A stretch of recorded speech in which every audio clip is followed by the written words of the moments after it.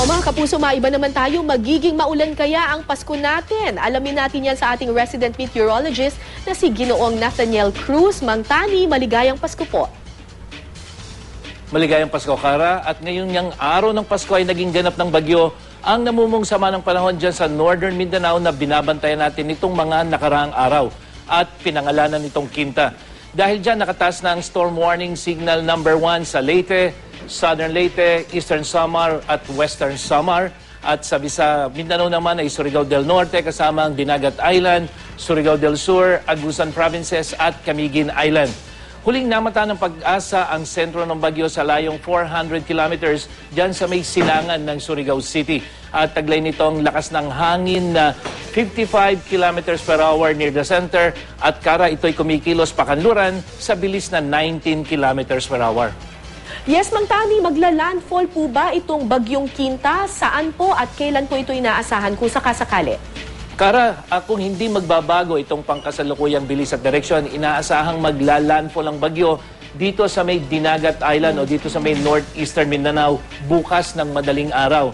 At pagkatapos tatahakin ito itong Samar Leyte area, pwedeng tumawid yan ng Bohol, Cebu Provinces at dyan sa may Negros Provinces, bukas yan.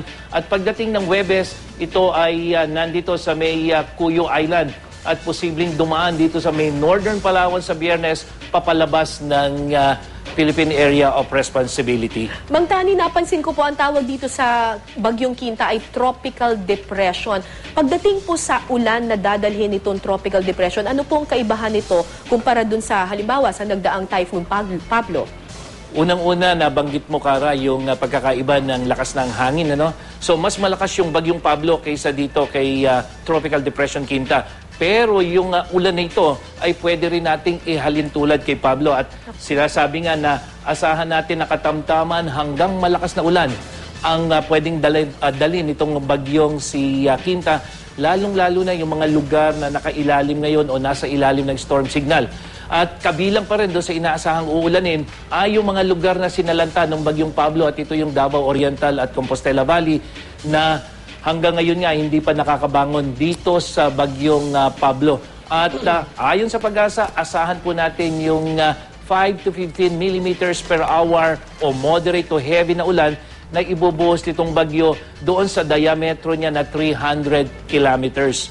Kaya po inaabisuhan natin yung mga residente sa mga apektadong lugar na maging alerto sa posibleng landslide at flash floods. At ngayong araw nga, asahan natin yung mga pag-ulan dito sa Luzon kasama na itong Bicol region dahil sa epekto ng papalapit na low pressure bagyong si Quinta. Samantalang dito sa may Cagayan Valley hanggang din sa Aurora at Quezon Provinces, ang mga pag-ulan naman dyan, mahihina lamang, ay dulot naman ng hanging amihan.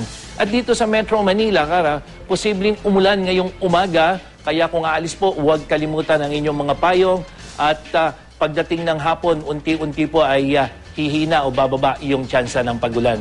At magiging maulan din sa buong Visayas, lalong-lalo na dito sa central at eastern sections. At uulanin din ang malaking bahagi ng Mindanao, particular na po itong eastern section hanggang dyan sa northern section, dala po ng epekto nitong papalapit na bagyong si Quinta. At paalala naman sa mga babiyahe sa dagat, mag-iingat po dahil mataas ang alon dyan sa seaboards ng northern, central hanggang southern Luzon, gayon din sa eastern seaboard ng Visayas. At para sa karagdagang impormasyong kaugnay sa taya ng panahon, puntahan lang ang website o Facebook page ng GMA Weather. Ako po si Nathaniel Cruz para sa I Am Ready, serbisyong totoo ng GMA News. Maraming salamat sa inyo, Ginoong Nathaniel Cruz, resident meteorologist ng GMA Weather.